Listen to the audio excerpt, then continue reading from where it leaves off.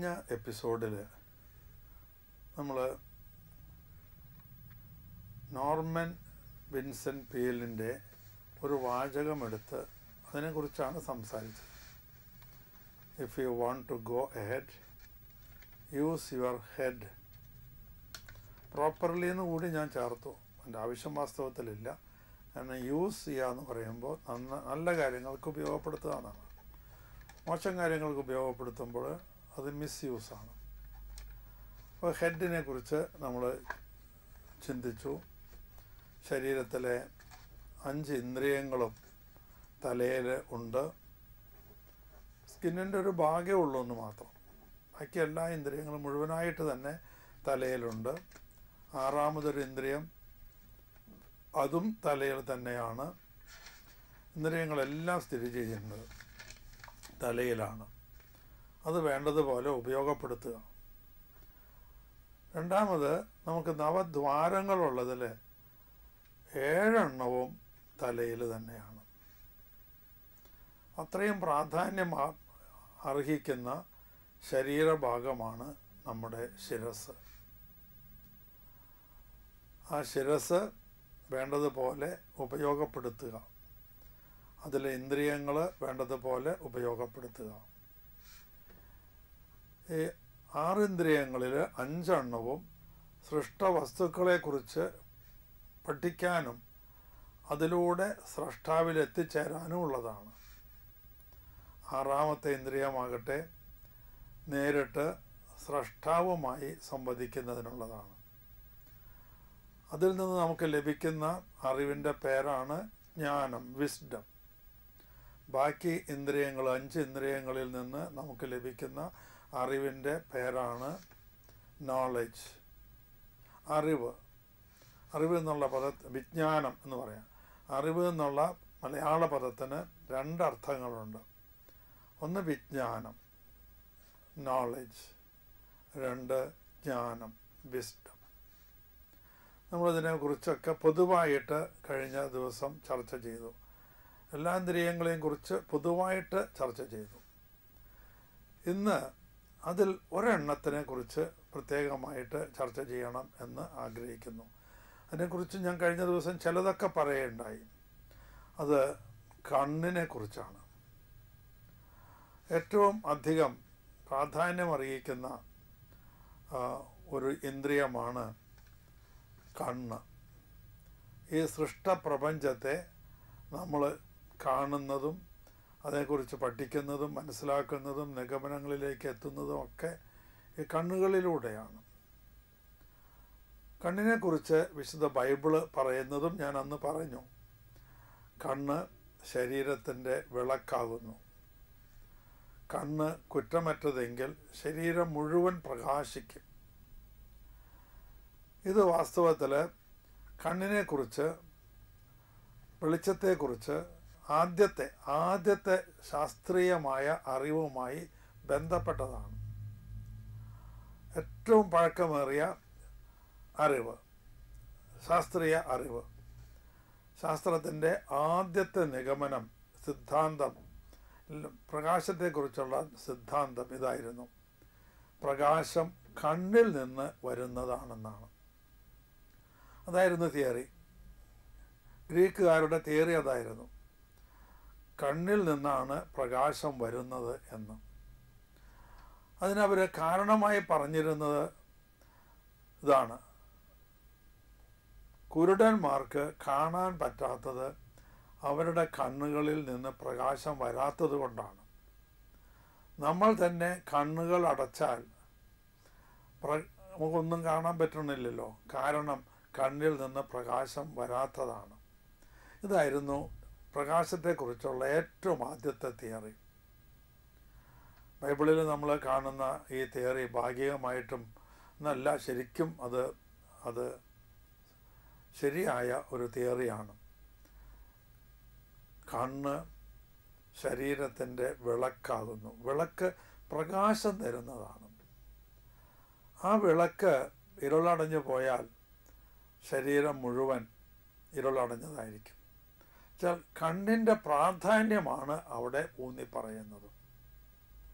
കണ്ണ് ഉപയോഗിക്കുന്നതിൽ തെറ്റുകൾ പറ്റുന്നു. അതാണ് കണ്ണ് ഇരുളഞ്ഞ പോയാൽ എന്ന് പറയുന്നത്.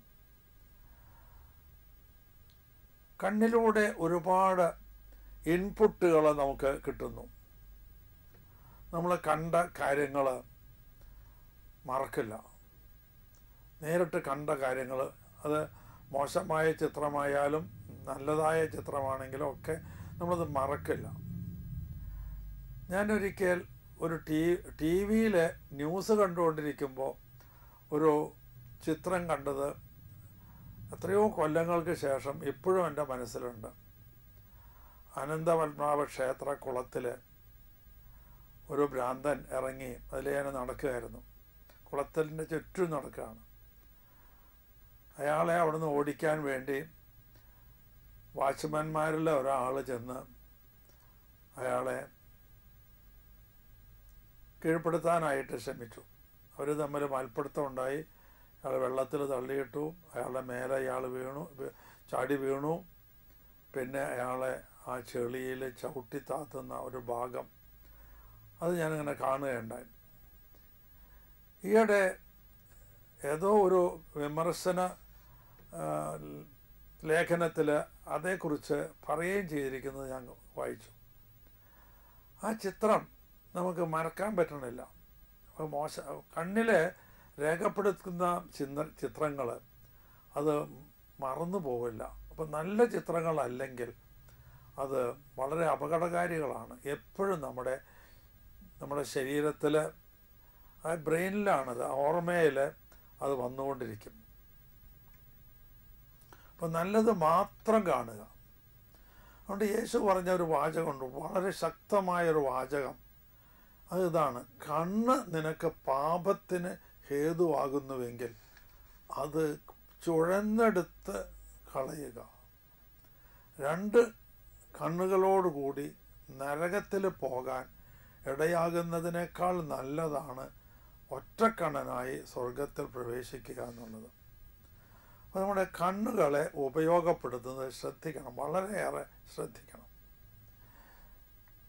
കുട്ടികൾ പരീക്ഷ എഴുതുമ്പോൾ അവരുടെ ക്വസ്റ്റ്യൻ പേപ്പറുകളും അവരുടെ ആൻസർ പേപ്പറുകളുമാണ് നോക്കേണ്ടത്. അങ്ങനെ നോക്കി എഴുതുന്ന ഒരുപാട് സത്യസന്ധരായ ഒരുപാട് കുട്ടികളുണ്ട്. എന്നാൽ അടുത്തിരിക്കുന്നവൻ്റെ നോക്കുന്ന അത് തെറ്റാണ്. അങ്ങനെ കോപ്പി അടിക്കുന്നവർ ശ്രദ്ധിക്കേണ്ട ഒരു കാര്യമുണ്ട്. കോപ്പി അടിച്ച് കിട്ടുന്ന 10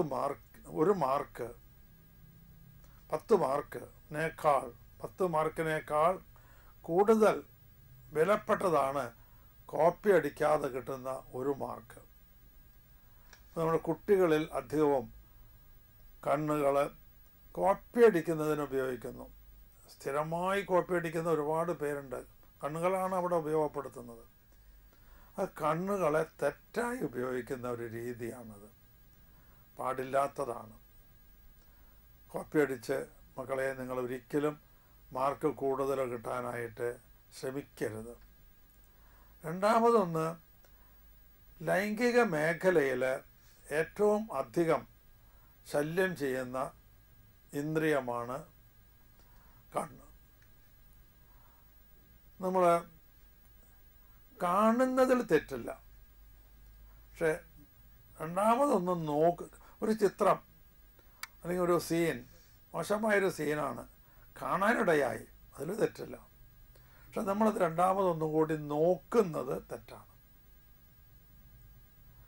നോക്കുന്നത് എപ്പോഴും നല്ലത് മാത്രമേ ആകാൻ പാടുള്ളൂ. പെട്ടെന്ന് കാണുന്നത് അത് കുഴപ്പമില്ല. അങ്ങനെ കാണുമ്പോൾ അതിൽ നിന്ന് നമുക്ക് പിന്തിരിയാനായിട്ടാണ് നമുക്ക് കണ്ണുകൾക്ക് കൺപോളകൾ തന്നിട്ടുള്ളത്. ഇപ്പോൾ ദൈവം ആഗ്രഹിക്കുന്നുണ്ട്, ദൈവത്തിന് അറിയാതെ മോശമായ കാര്യങ്ങൾ ചിലപ്പോൾ കണ്ടു എന്ന് വരാം. അങ്ങനെ കാണാനിടയായാൽ ഉടനെ അത് കട്ട് ചെയ്യാനുള്ള ഒരു സംവിധാനം കൂടി ദൈവം നമുക്ക് തന്നിട്ടുണ്ട്. അപ്പോൾ കണ്ണടയ്ക്കുക എന്നുള്ളതാണ്. ആവശ്യമുള്ളത് മാത്രം കാണാനേ പാടുള്ളൂ. നമ്മളതിനു വേണ്ടി പ്രാർത്ഥിക്കുകയും വേണം. ഞാൻ വിശുദ്ധ കുർബാന സ്വീകരിച്ചു വന്നാൽ കുറേ കാര്യങ്ങൾ ദൈവവചനം വെച്ചിട്ട് പ്രാർത്ഥിക്കാറുണ്ട്.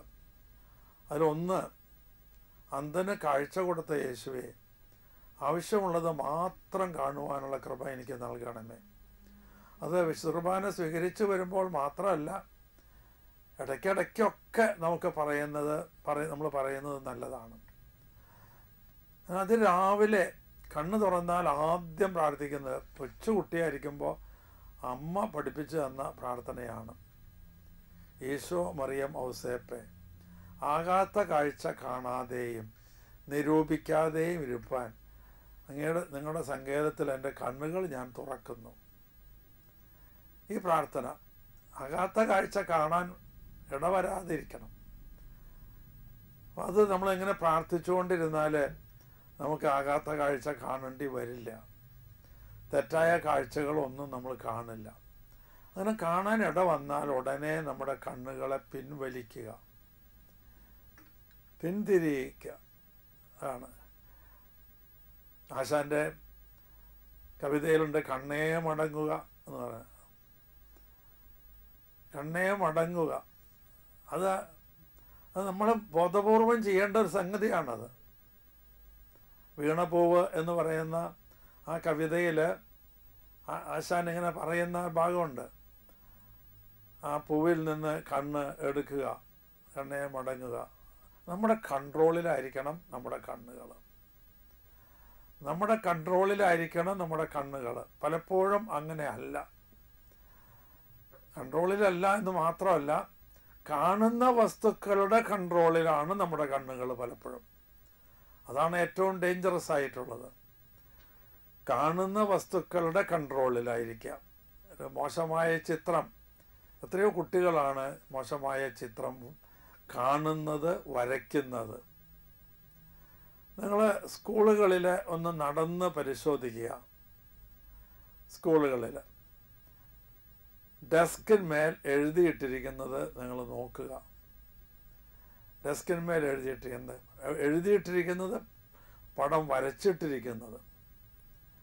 ഒരിക്കൽ ഞാനിങ്ങനെ കുട്ടികളിന് കാണിച്ചു തന്നു, മാഷേ ഇതിങ്ങനെ അവിടെ വരച്ചിട്ടുണ്ട്. ഞങ്ങളിങ്ങനെ പറയാറുണ്ട്, വരച്ച് കണ്ടാൽ ഉടനെ അറിയിക്കണം. എന്നാൽ നമുക്കത് മായ്ച്ച് കളയാൻ വേണ്ടിയിട്ടാണ്. നമ്മളത് ബോധപൂർവം ചെയ്യണം. വരയ്ക്കുക എന്നുള്ളത് കുട്ടികളുടെ അവകാശമാണെന്നൊന്നും ഞാൻ പറയില്ല. അവരുടെ ഒരു കഴിവ് കുറവാണത്. പടം വരച്ചവൻ നല്ല പടം വരച്ചോ, അവൻ്റെ കഴിവല്ല. ഡെസ്കിന്മേൽ ഒരിക്കലും വരയ്ക്കാൻ പാടില്ല. ഡെസ്ക് ഭംഗിയായി സൂക്ഷിക്കേണ്ടതാണ്. ഡെസ്കിന്മേൽ എഴുതിയിടുന്നവരുണ്ട് കോപ്പി അടിക്കാൻ വേണ്ടി. പല ഫോർമുലകളും ഡെസ്കിന്മേൽ എഴുതിയിടും. അത് പിന്നീട് കോപ്പി അടിക്കാൻ വേണ്ടിയിട്ടാണ്. ഒരിക്കൽ കുട്ടികൾ വന്നിങ്ങനെ പറഞ്ഞു, മാഷേ ഒരു പടം ഇങ്ങനെയുണ്ട്. ഞാൻ ചെന്ന് നോക്കി. ഒരു 10-20 വർഷങ്ങൾക്ക് മുമ്പാണ്. അപ്പോൾ വിവാഹം കഴിഞ്ഞിട്ട് എനിക്ക് അപ്പോൾ 33 വർഷം ആയിട്ടുണ്ട്. ഇപ്പോൾ 53 വർഷമായി. എനിക്കില്ലാത്തൊരു അനുഭവമാണ് ആ കുട്ടി അവിടെ വരച്ചിട്ടിരിക്കുന്നത്.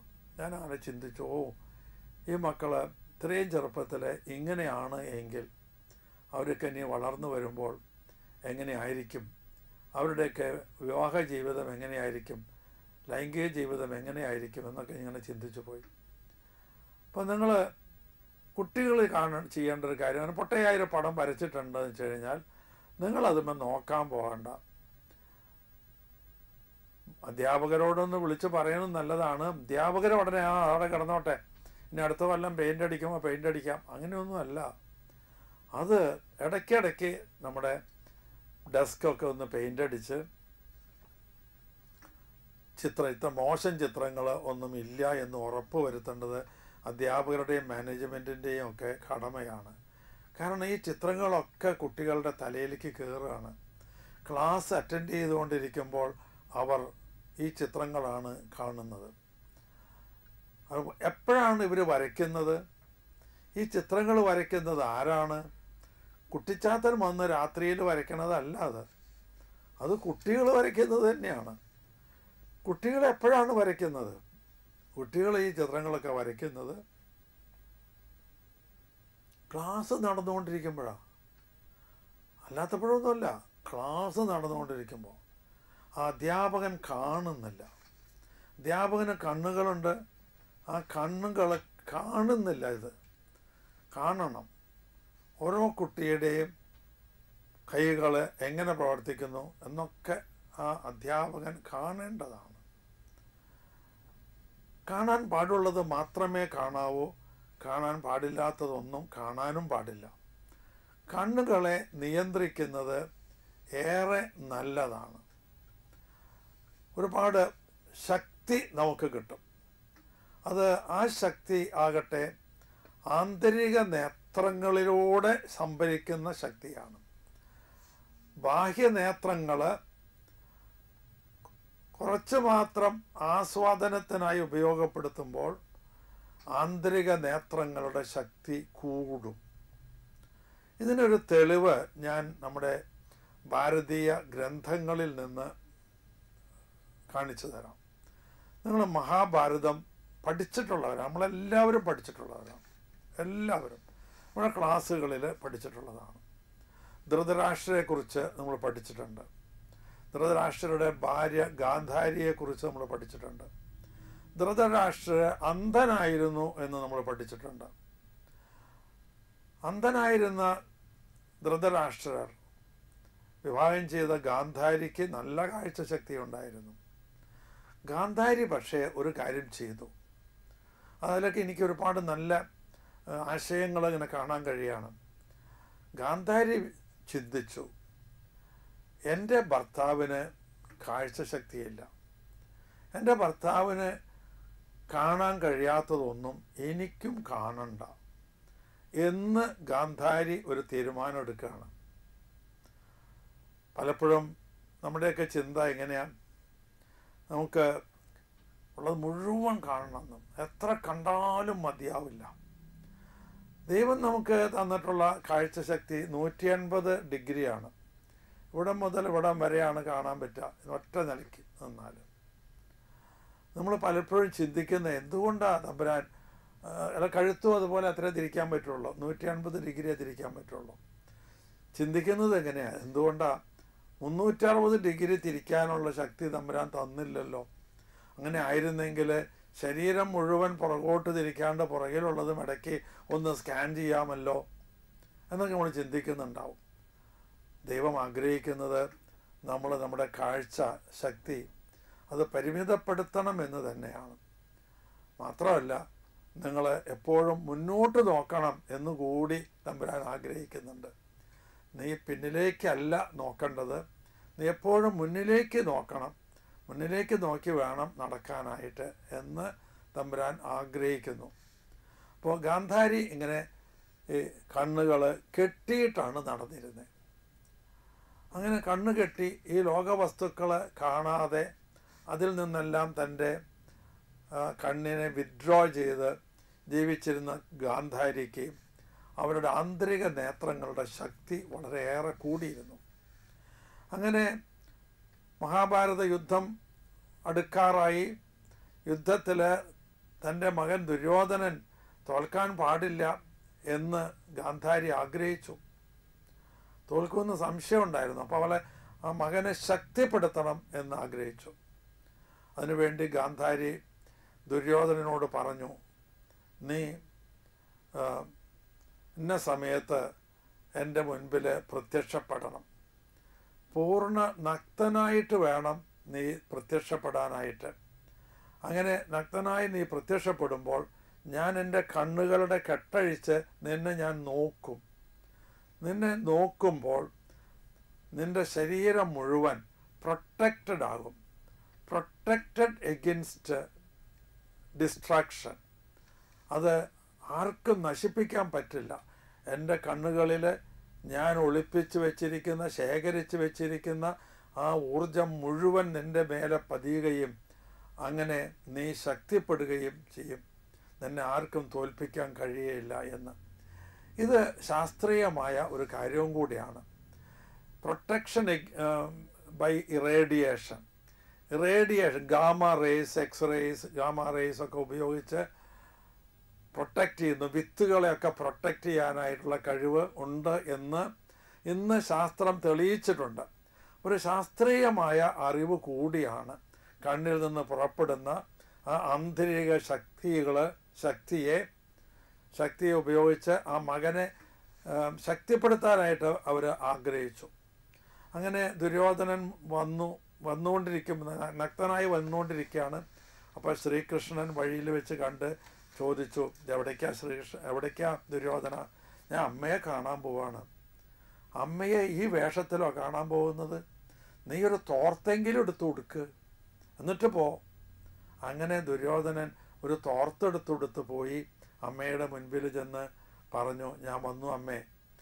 അമ്മ കണ്ണുകൾ തുറന്ന് നോക്കുമ്പോൾ തോർത്തെടുത്ത ദുര്യോധനനെയാണ് കാണുന്നത്. കഥയാണെങ്കിലും വളരെയേറെ അർത്ഥങ്ങൾ ഇതിൻ്റെ ഉള്ളിലുണ്ട്. ആ ഭാഗം പ്രൊട്ടക്റ്റ് ചെയ്യുക, അതൊഴിച്ച് ബാക്കി ഭാഗമൊക്കെ പ്രൊട്ടക്റ്റ് ചെയ്തു. ദുര്യോധനനെ കൊല്ലണമെങ്കിൽ ആ തുടയിൽ അടിക്കണം എന്നൊക്കെ കഥ പറയുന്നുണ്ടല്ലോ. അങ്ങനെയാണ് ദുര്യോധനനെ കൊന്നത്. അപ്പോൾ നമ്മുടെ കണ്ണുകളിൽ ഒരുപാട് ശക്തി ശേഖരിക്കാനായിട്ട് കഴിയും. എങ്ങനെ? അത് ദുരുപയോഗപ്പെടുത്താതിരിക്കുക. നമ്മൾ ഏറ്റവും അധികം ദുരുപയോഗപ്പെടുത്തുന്ന ഇന്ദ്രിയം നമ്മുടെ കണ്ണാണ്. നോക്കിക്കോളൂ. ഇപ്പോൾ ഈ ടി വിയിൽ നോക്കുന്നത് മോശമായ ചിത്രങ്ങൾ, ഒരുപാട് ചിത്രങ്ങളുണ്ട്. അപ്പം ഞങ്ങളൊക്കെ കമ്പ്യൂട്ടറിൽ ധാരാളം കമ്പ്യൂട്ടർ കുട്ടികൾക്ക് വേണ്ടി ഓൺലൈനാണല്ലോ പല പരീക്ഷകളും. അതുകൊണ്ട് ഓൺലൈൻ പ്രാക്ടീസിന് വേണ്ടി അവർക്ക് കമ്പ്യൂട്ടറുകൾ കൊടുത്തിട്ടുണ്ട്. എപ്പോഴും കമ്പ്യൂട്ടറുമ്പോൾ നമുക്ക് നോക്കിയിരിക്കാൻ പറ്റുമോ? പക്ഷെ ചിലപ്പോഴൊക്കെ ഞങ്ങൾ കാണുന്നത് എന്താണെന്ന് വെച്ചാൽ അതിലവർ പെൻഡ്രൈവ് കൊണ്ടുവന്ന് അതിനകത്ത് ലോഡ് ചെയ്യുകയാണ്. പല പൊട്ട ചിത്രങ്ങളൊക്കെ ലോഡ് ചെയ്ത് അത് കണ്ടുകൊണ്ടിരിക്കുന്നത് അവർക്ക് വേണ്ടി മാത്രമല്ല, അടുത്ത കുട്ടി അവിടെ വന്നിരുന്ന് ചെയ്യുമ്പോൾ അവൻ ഇത് കാണണം. അങ്ങനെ പൊട്ട ഉദ്ദേശത്തോടു കൂടി ചെയ്യുന്നവരുണ്ട്. ഇപ്പം ഞങ്ങളൊരു കാര്യം ചെയ്തിരിക്കുകയാണ്. ഒരു സെറ്റ് ആൾക്കാർ ഉപയോഗിച്ച് പോയാൽ ഒരാൾ എല്ലാ കമ്പ്യൂട്ടറുകളും ചെക്ക് ചെയ്യും. അതിൽ വല്ലതും കയറ്റിയിട്ടുണ്ടോ ഇല്ലയോ എന്നൊക്കെ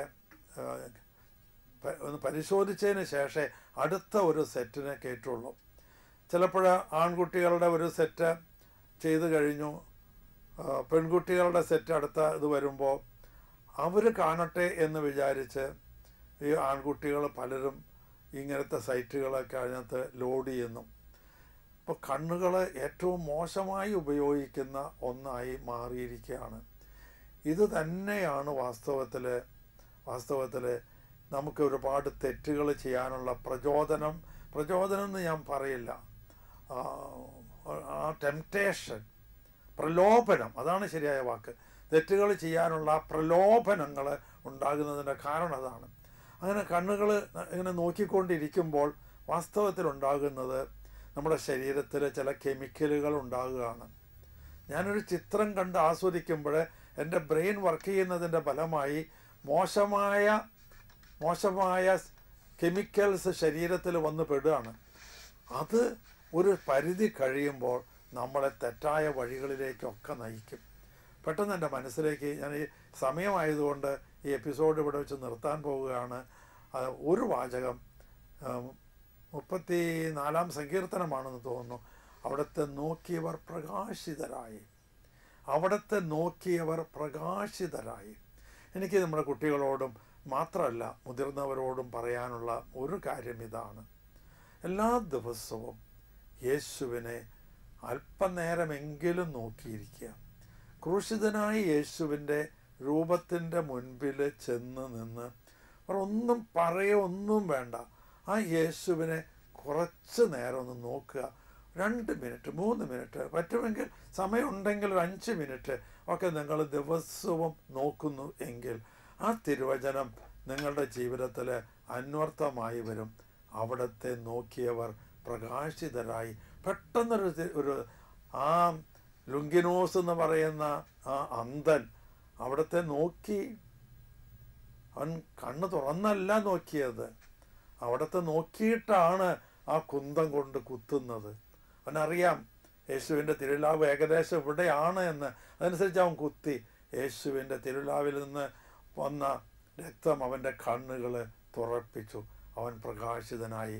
ദൈവം നമ്മളെല്ലാം സമൃദ്ധമായി അനുഗ്രഹിക്കട്ടെ എന്ന് പ്രാർത്ഥിച്ചുകൊണ്ട് ഈ എപ്പിസോഡ് ഇവിടെ നിർത്തുന്നു.